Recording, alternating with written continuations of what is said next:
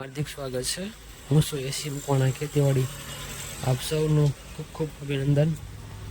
આજના શોર્ટ વિડીયોમાં વાત કરીએ તો આપણે કેળાની ખેતી વિશે એટલે બનાના ફાર્મ વિશે થોડીક વાત કરીએ। તો આજના વિડીયોમાં વાત કરવા જતાં પહેલાં જો આપ યુટ્યુબમાં નવા હોય તો ચેનલને સબસ્ક્રાઈબ કરજો, લાઈક કરવાનું ભૂલતા નહીં અને વિડીયોને એન્ડ સુધી વોચ કરો। સૌ પ્રથમ તો આપણે જ્યારે કેળાની ખેતી કરીએ છીએ ત્યારે તેનું વોટર મેનેજમેન્ટ કઈ રીતના નક્કી કરવું તે પ્રથમ નક્કી કરવામાં આવે છે।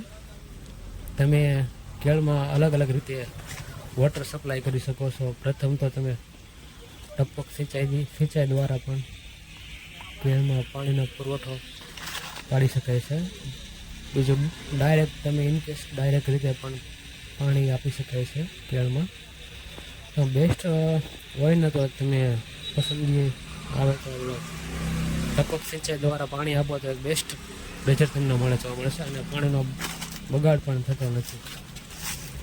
તો ખેડૂત મિત્રો, તમે જો કેળાની ખેતી કરી રહ્યા હોય તો બેસ્ટ સોલ્યુશન છે તો તમે ડ્રીપની કન્ડિશન સારી હોય ને તો ડ્રીપ દ્વારા પાણી આપવું તો એકદમ સરળ રહે છે। અને તમે કેમ કે ડ્રીપનું કાર્ય છે ને એકદમ સરળ અને સારા પ્રમાણમાં હોય છે। જો તમારા કેળમાં ડ્રીપનું મેનેજમેન્ટ સારું હોય તો પાણી વાળવાનું કંઈ મહેનત રહેતી નથી અને ડ્રીપમાં કોઈ પણ પ્રકારની જંતુનાશક દવા હોય તો કેળમાં ડ્રીપ દ્વારા આપવામાં આવે છે। તમારે ખાતર નાખવું હોય કેળમાં એ પણ ડ્રીપ સિસ્ટમ દ્વારા જ આપી શકાય છે।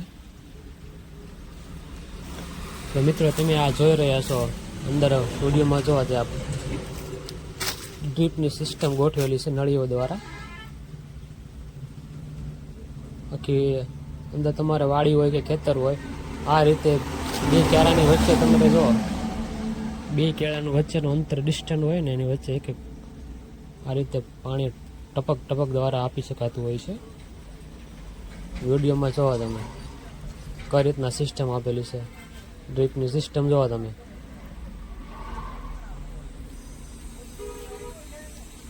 તમારે ડાયરેક્ટ ડ્રીપની સિસ્ટમનું કનેક્શન ડાયરેક્ટ કૂવાને આરે મેનેજમેન્ટ દ્વારા ગોઠવેલું હોય છે। પછી એ ડ્રીપની સિસ્ટમ ડાયરેક્ટ વાડીમાં ફિટ કરેલી હોય છે। વાડીમાંથી એક તમારે 5 વીઘાની વાડી હોય તો બેની 2.5 વીઘાની વચ્ચે તમારે વાલ મૂકવો પડે છે। તો તમારે એક સાઈડ પાણી વાળવું હોય તો એક વાલ બંધ કરી દેવાનો અને બીજી સાઈડ પાણી વાળવું હોય તો આ વાલ ચાલુ કરી દેવાનો, જેથી કરીને પાણીનું કનેક્શન છે ને ખોરવાય ના રહે।